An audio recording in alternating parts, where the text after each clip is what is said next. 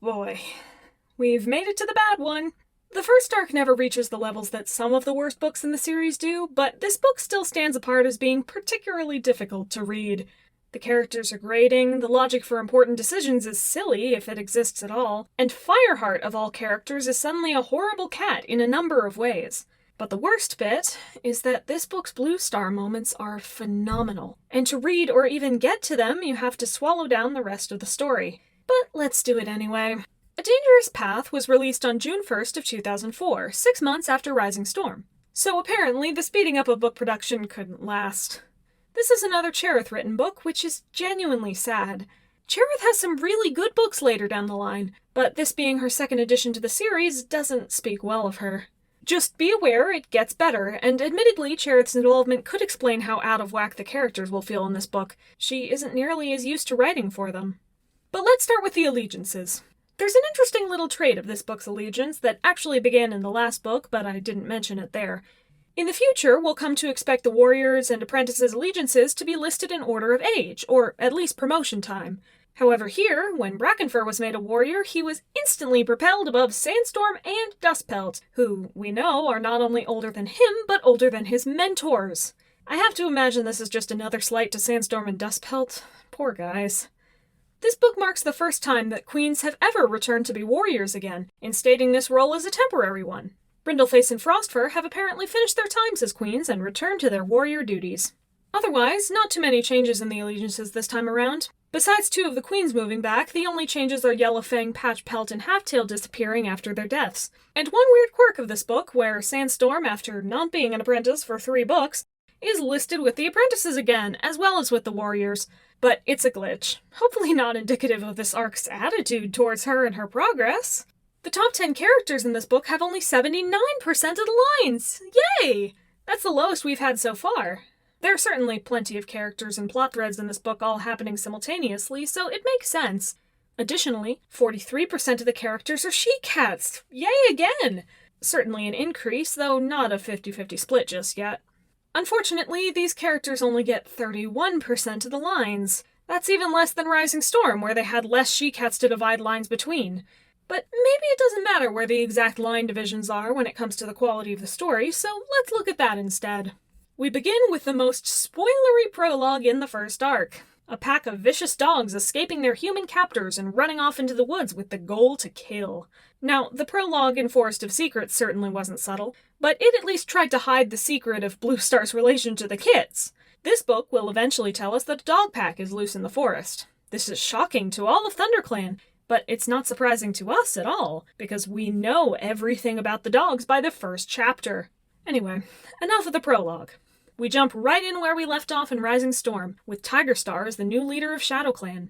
Several cats, both at the gathering and back in camp, call him a traitor and ask Fireheart to denounce him, which Fireheart agrees to until Tigerclaw claims he was chosen by StarClan, and Fireheart suddenly convinces himself that not only is Tigerstar deserving of the leadership, but that he might have also changed into a good cat since he fulfilled his ambition. He decides to say nothing and welcome Tigerstar as a leader instead.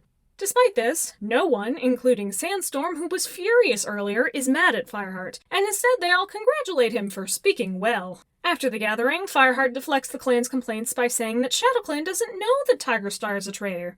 But they would know if you had just told them when you had the chance the previous night.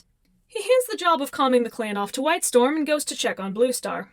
She definitely takes the news the worst, losing her faith in all the other clans and StarClan itself. Fireheart tells her to calm down because Tigerstar might not be so bad now, and Blue Star accurately tells him that he is a fool to believe that.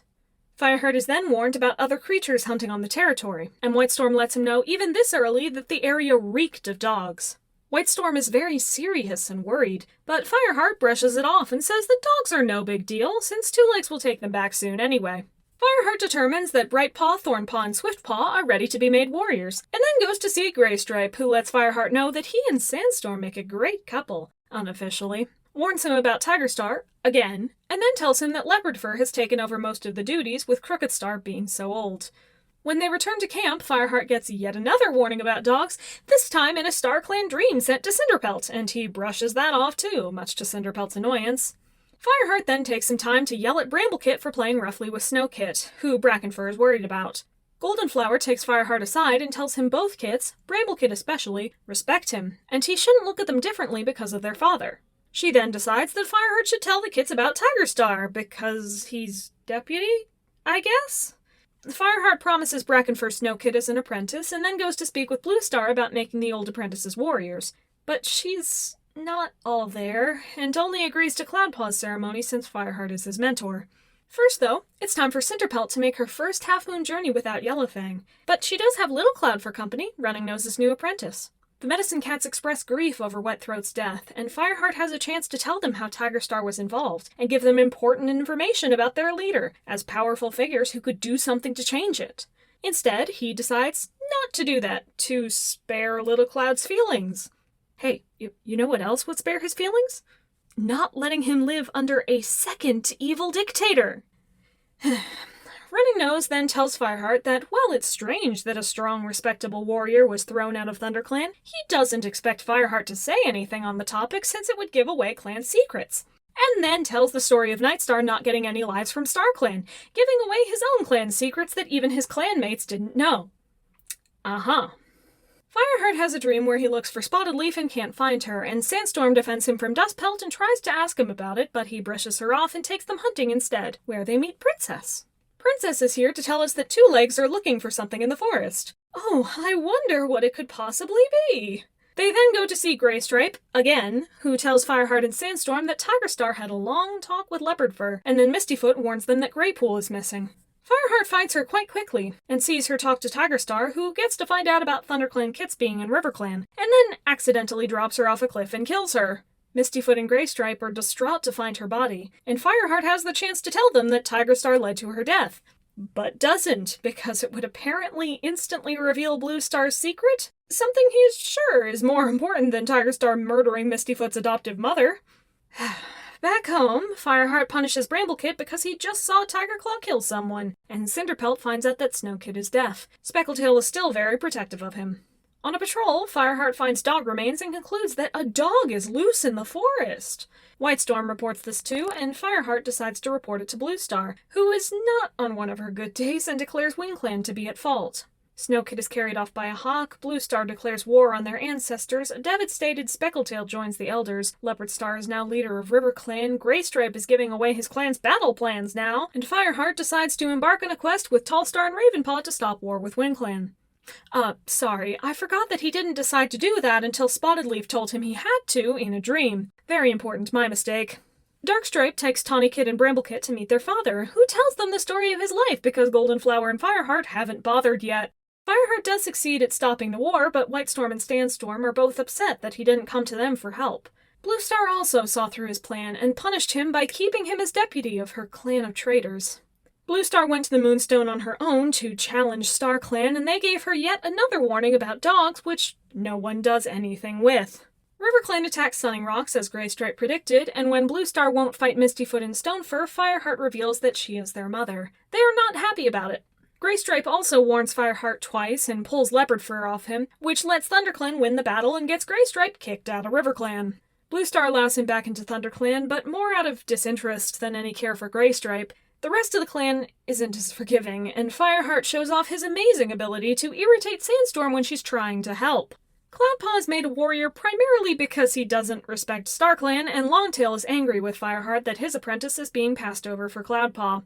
I don't blame him. And here it comes. Swiftpaw and Brightpaw decided to prove they were ready to be warriors by tracking down whatever strange creature might be taking their prey, and it isn't long before they're discovered mangled and broken. Swiftpaw is dead, and Brightpaw is brutally injured, put into a coma for a long while, at which time she is named Lostface, and still rattled and sent into the Elder's Den after.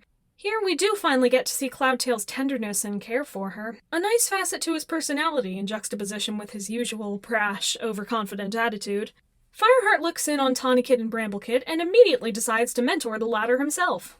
Even Graystripe questions his choice, but Fireheart wants Bramblekit beside him where he can be sure the little kitten won't murder him or something. Graystripe recommends the obvious choice of Sandstorm for Tawnypawk's mentor, but Fireheart feels reluctant to give her an apprentice because apparently Tigerstar might pose a danger to his kit's mentors somehow, and decides on Brackenfur instead.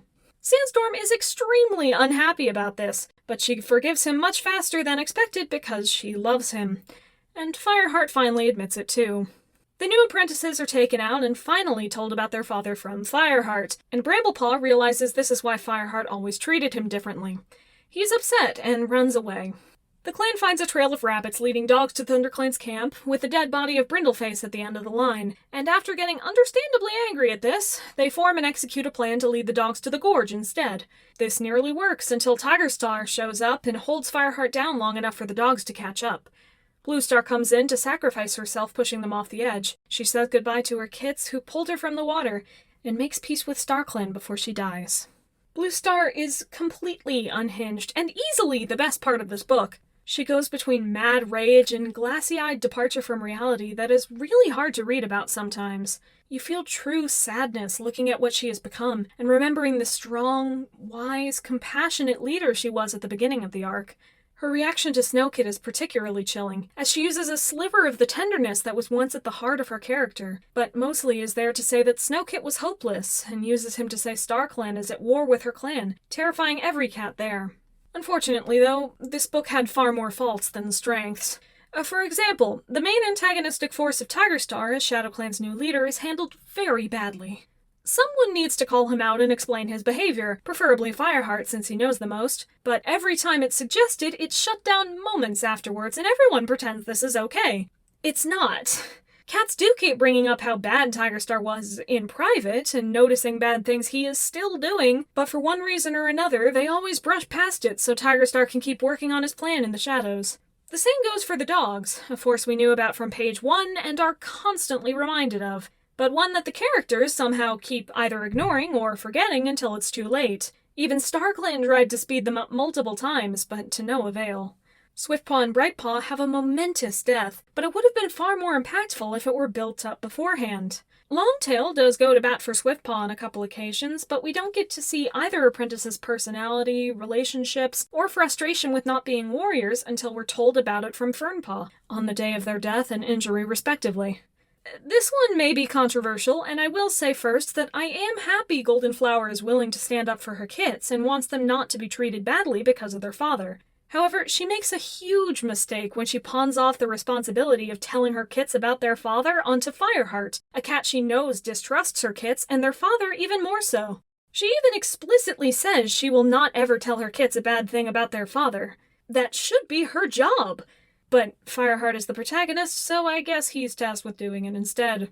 Graystripe, after seemingly getting along fine in RiverClan for the whole of Rising Storm, is now on awful terms with Leopardfur and spends most of his time in this book giving prey and clan secrets to Fireheart across the river, until he actually betrays them in the middle of a battle and gets banished. If he really cared about his kids, maybe he would have done more to protect their clan and give them a good life. Or if he did believe his kits would get along fine without him, he could have stayed in ThunderClan from the beginning. Instead, he doesn't make either choice and opts to be disloyal to everyone. Wahoo! Snowkit's entire story and existence takes place in only 4 chapters of this book, and it exists mostly to push Speckletail into the Elder's Den and give Brightpaw a place to go when she is injured. This is definitely one of the more egregious examples of ableism in the series, in this arc where 3 different characters were given irreparable disabilities, and it's because there was no narrative use for Snowkit's fate. Speckletail was such a minor character, and an already old queen, that she could have just moved to the Elder's Den on her own. And there was plenty of tragedy in the book without this random example unrelated to any of the arc's plot. However, there is one other very bad effect of Snowkit's storyline, and it has to do with Sandstorm. Oh, Sandstorm, what did they do to you? Well, actually, I know exactly what they did, and so do you. You spend plenty of time in this book complaining about it yourself, and you are right. You've made it clear multiple times that you really want to be a mentor, and you were already passed over for Darkstripe in the previous book. Now, since Brackenfur couldn't mentor Snowkit, he was given Tawnypaw as an apprentice instead, and Bramblepaw was given to Fireheart because he really needed a 3rd apprentice, I suppose, immediately after his 2nd apprentice became a warrior. And he thought that the cat that gets shivers or anger whenever he looks at Bramblekit would make a great mentor for him. She's slighted multiple times through this book, not all in ways quite as large as the mentoring thing. But she lets most of this slide fairly quickly, because she likes Fireheart. I'm not sure I would, in this book at least. Fireheart has not been a good mentor. He failed to rein in Cinderpaw or Cloudpaw, and both of them got hurt as a result. But now he's just blatantly aggressive with Bramblepaw, and it's a wonder the apprentice doesn't grow up to hate him. And really, we need to talk about Fireheart in general in this book. When did he become a jerk? He's been a bit dim through the whole arc, but here he takes the cake, and now he adds on actively hurting several cats around him. Within the first 3 chapters, he has already received 5 warnings about Tigerstar and 2 about the dogs, and he just ignores them, a trend that becomes more and more grating as the book goes on. When Cloudtail, in a fit of grief and rage over Brightpaw, says it's all his fault, he is actually right. Fireheart had every chance to prevent Tigerstar's plan, and he didn't. Moreover, there are things like his behavior around Sandstorm and Bramblepaw that are just cruel and unlike him. It's strange and very hard to get through. A Dangerous Path is a frustrating book. Nearly every character we can usually trust to do the right thing does blatantly wrong things for little to no reason, and the story is set up to shield them and congratulate them for these choices. Bluestar's decline of sanity, Lost Face's recovery with Cloudtail by her side, and the final chase with the dogs and Bluestar's death are all stellar moments. But the number of plot advances we had to avoid and the genuinely stupid and sometimes cruel choices Fireheart made, both to get there and just in general with his relationships, made it a painful story overall. There's only one book left in this arc though, and it has a reputation as one of the best books in the series even after all this time. So I'll take a look at it and see just how much it deserves that reputation in the next episode of our trip through time.